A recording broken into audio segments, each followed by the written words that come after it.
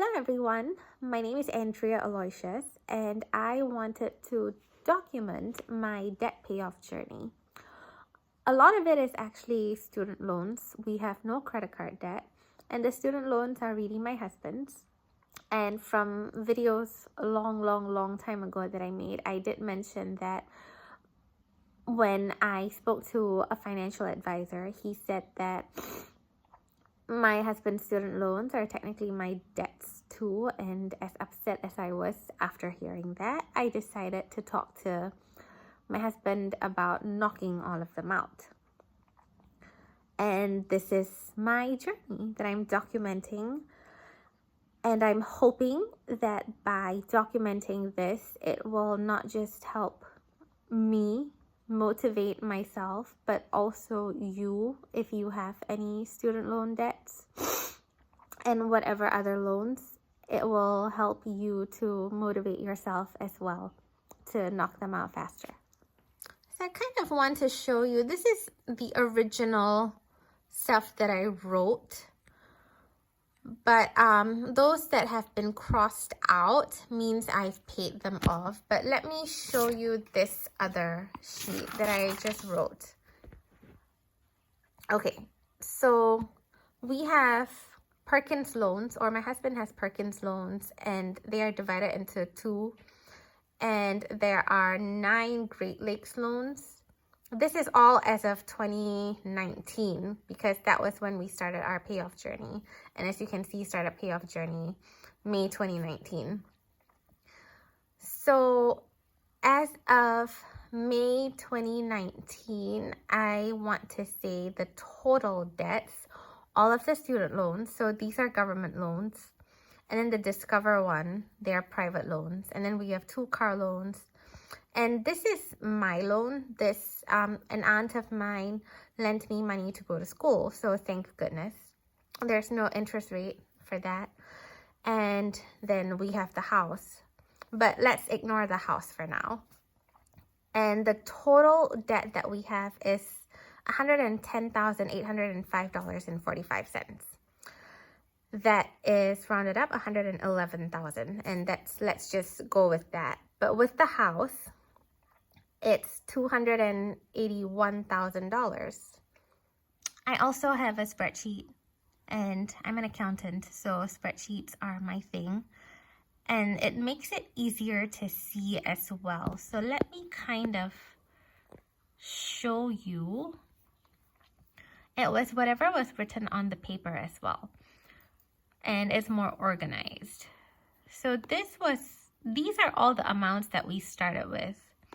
So I know my husband has been paying them off slowly since 2014 after he graduated. But so all these amounts that I have here, all of these, are balances based on when he and I talked about it to pay off. I want to say we started talking about it in April of 2019. And in May was when we really started paying stuff off or adding more to it. I do want to say that if you have credit card debt, this video is not really for you because we don't have credit card debt. So I don't want to throw you off by telling you how we decided to knock out all of these. But I'm going to say that we kind of didn't really have a strategy, to be honest.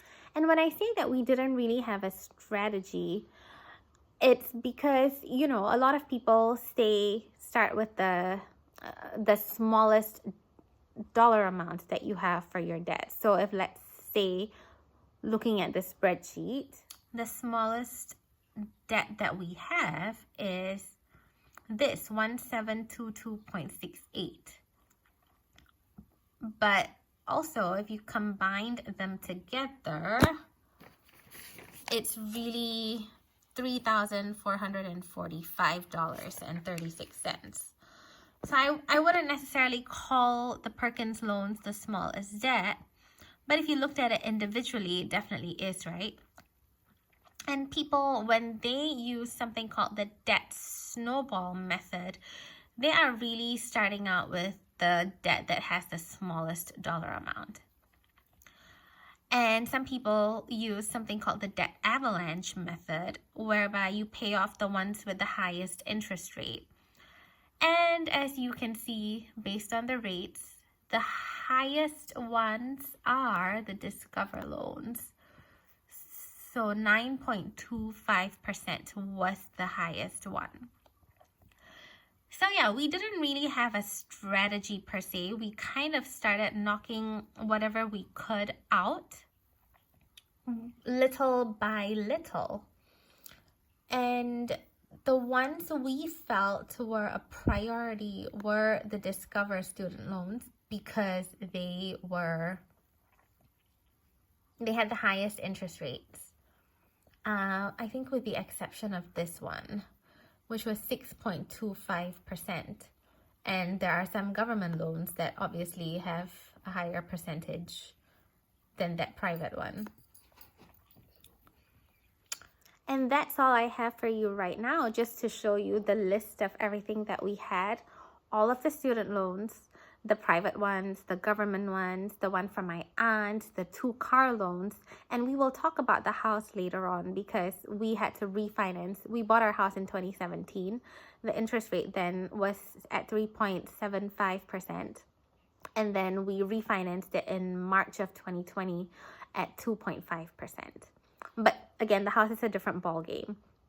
And we will also talk about how we increased the payments, what the payments actually were, and what we increased it to by how much, and if I had a strategy or I didn't have a strategy.